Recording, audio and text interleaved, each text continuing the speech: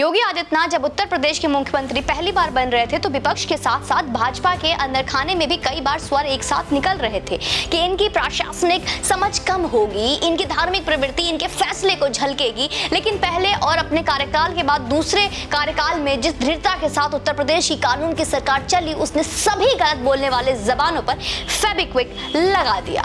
आज आपको उनके हालिया दिशा निर्देश के बारे में बताती हैं, जिसे सुनकर आप हमेशा की तरह कह उठेंगे, वाह योगी जी वाह। नमस्ते हिंदुस्तान, कैसे हैं आप लोग। तो चूंकि इस देश में बीते 2 वर्षों में धार्मिक जुलूसों को हिंसा का सबब बनते देखा है हमने, उत्तर प्रदेश किसी भी ऐसे घटना के चपेट में ना आए, इसके लिए योगी आदित्यनाथ ने प्रशासनिक अमले को दिशा निर्देश जारी कर दिए हैं।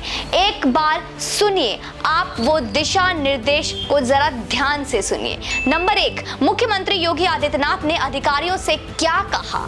मुस्लिम धर्म गुरु की ओर से घोषित 9 या 10 जुलाई को बकरीद मनाई जाएगी। बकरीद के दिन कुर्बानी सार्वजनिक स्थल पर नहीं हो, जो निर्धारित स्थल हो सिर्फ वहीं पर होता आया है, जहां पर होता आया है वहीं पर हो। कुर्बानी विवादित जगहों पर नहीं होनी चाहिए। नंबर 2, त्योहारों के दौरान माहौल खराब करने की कोशिश करने वालों से सख्ती से निपटे, और सख्ती से किस तरीके से निपटे जाती है पता है आपको। नंबर 3, शरारतपूर्ण बयान जारी करने वालों के साथ कतई बर्दाश्त नहीं करने की नीति के साथ पेश आए एवं माहौल खराब करने की कोशिश करने वाले अराजक तत्वों के साथ पूरी कठोरता की जाएगी। नंबर 4, बकरीद पर कुर्बानी के लिए पहले से स्थान के चिन्हांकन पर जोर देते हुए कहा कि तय स्थान के अतिरिक्त कहीं और, खासकर विवादित जगहों पर कुर्बानी नहीं होनी चाहिए तथा प्रत्येक दशा में यह सुनिश्चित करें कि कहीं भी प्रतिबंधित पशु की कुर्बानी ना हो। नंबर 5, पर्व त्योहार में सभी जरूरी सुविधाएं उपलब्ध कराई जाए, धार्मिक परंपरा आस्था को सम्मान किया जाए, किंतु नई परंपरा शुरू ना करें। नंबर 6, बहुत महत्वपूर्ण, कांवड़ यात्रा आस्था के साथ उत्साह का आयोजन है, परंपरागत रूप से नृत्य, गीत, संगीत तथा हिस्सा रहे हैं। ऐसे में श्रद्धालुओं का उत्पीड़न ना किया जाए। यह सुनिश्चित करें कि डीजे, गीत, संगीत आदि की आवाज निर्धारित मानकों के अनुरूप ही हो और इसमें केवल धार्मिक गीत और भजन बजे, ना कि सनी लियोनी के ठुमके।